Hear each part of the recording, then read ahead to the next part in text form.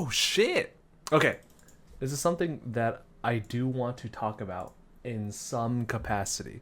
Gamers, gals, non-binary pals. Look back is, I say this very, very not lightly. I think Look Back is my favorite manga ever. The TLDR is basically there's a shut-in dweeb and this one girl. They team up in order to write a manga. That's the very easy long short of it. They team up to write a manga, and it sort of goes throughout their lives as they sort of grow older. And it's a very short movie and a pretty short read because the original manga is about like 200 pages. It's a one-shot by Tatsuki Fujimoto, yes, the Chainsaw Man guy. And the movie itself is only 60 minutes. Did Fujimoto cook on this one? It is, without a doubt, a beautiful story for anyone who has any sort of creative pursuit in general. If you have any passion for anything, and I mean anything, if you have a passion or a dream that you feel kind of shaky about, or you are like 100% focused on sending it down mid, or you are like pouring your time and love and effort into, or you want to feel inspired in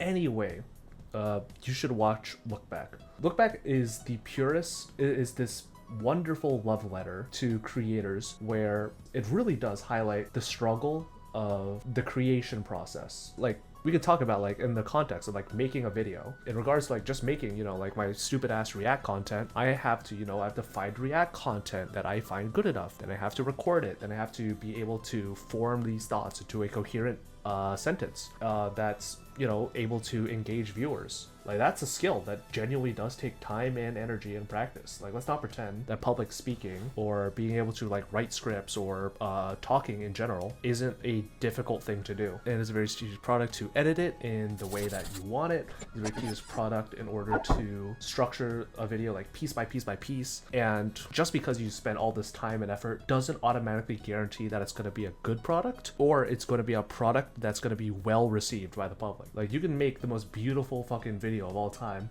but sometimes like that video will just get like 100 views and 2 likes, you know what I mean? But there's like this one montage scene towards the end where they ask like the main character, like, why are you drawing manga? And they don't say anything. It is literally the last sentence of the entire movie, and there's still 5 more minutes of movie going on. They don't say anything, and there's this beautiful montage of the girl, of, you know, the girl's drawing, the memories, going through it all, like, you know, like having sleepovers in order to get their manga done, and like ultimately accumulating into, you know, her returning home to, like, you know, going back to draw her manga. It is like one of those scenes where it is like the definition of show don't tell in regards to why creators do what they do, where it's not only left open to interpretation if you don't have a quote-unquote self-defined reason for why you create personally, but it's very clear that the movie tries to spell out that for most creators, the reason why we go through like this super tedious process is because this is something that we want to do. It is something that we love. It is something that you want to bear fruit and be recognized for. And speaking of recognition, the rain scene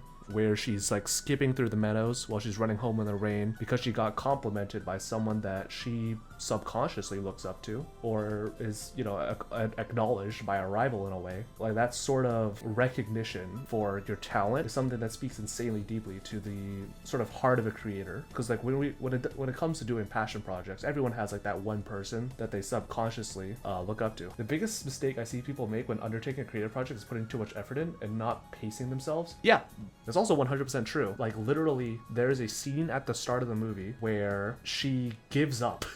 She dedicates so much of her time and effort into getting better, and then she's still overshadowed by her rival, and she literally is like, you know what? Fuck this shit, I'm out. She literally quits. And that is also something that's part of the creative process. Like, sometimes you feel like you put in so much effort as a creator, as a streamer, as an artist, as a whatever, and sometimes you just like look over to your right or left, you see people doing their work way faster, way better, way more views, way more whatever, and you're just like, you know what, dog? Like, I'm never gonna catch up. This isn't for me. I'm out of here. Fujimoto, honestly so goated. Fujimoto is the certified GOAT. He has never made a bad manga. And I say this having read his old shit. Like the really old shit. Like My Teacher Has Superpowers. Remember that fucking manga? If you do, you're lying to me. The latest Chainsaw Man chapter has me in a fever dream. The whole fucking Chainsaw Man Part 2 arc is a fever dream. Second half of Fire Punch is kind of an acquired taste. Wasn't a big fan. I like how Fujimoto isn't afraid to get really fucking weird and uncomfortable with his mangas. Fujimoto very clearly has an idea of what he wants his mangas to be and the stories he wants to tell, and he's not afraid of making content that is objectively uncomfortable to read and kind of weird. Well, let's not pretend that Fire Punch isn't just an incest manga.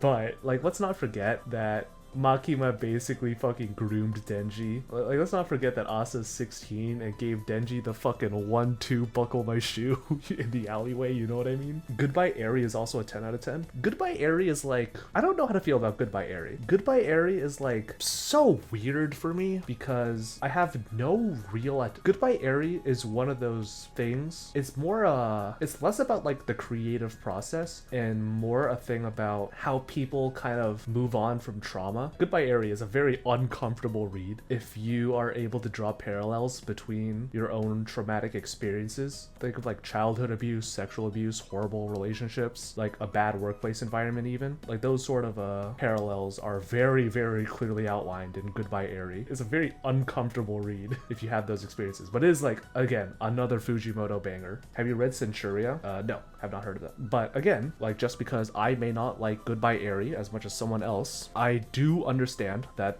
it is an objectively powerful and strong story that is able to stand on its own and is, at the end of the day, it's a very pogger story. Fujimoto does not miss. He is the certified GOAT. Fujimoto's assistants also keep pumping out bangers. Fun fact! Dandadan, the manga, is written by Yukinobu Tatsu, who used to be an assistant for Fujimoto. The Fujimoto assistant pipeline is way too cracked. You spend 5 minutes in a room with Fujimoto, you're gonna come out a different person. You're gonna come out radicalized, being, I need to draw incest. I need to sexualize children. That was like probably the one thing I find kind of off-putting about these shows, about like Fujimoto stuff, is that there's a lot of child nudity in them. It's kind of freaky, but like, you know, outside of that, it's pretty good. If you've read any Fujimoto or Fujimoto adjacent work, you know exactly what I'm talking about. Dandanon's got that scene where they're naked in the hallway. Chainsaw Man, just all of it. And you could say like, oh, you know, these are supposed to be reflections of the teenage experience, and Denji is technically, you know, supposed to be an outlook of, you know, a teenager who has like literally no social cues, and of course he's literally driven by like, you know, sexual impulses and desires, and like selfish desires, and you know that's sort of reflected by through the sexuality of the nature of the manga, blah blah blah blah blah. It's still kind of fucking weird. But fortunately, Look Back has no fucking child nudity, God bless, and I would definitely give it a watch. If you have any passion, any creative outlet in general, just watch it. I guarantee you, I promise you, in a million lifetimes, you will never regret it. Look Back, certified banger, 10 out of 10.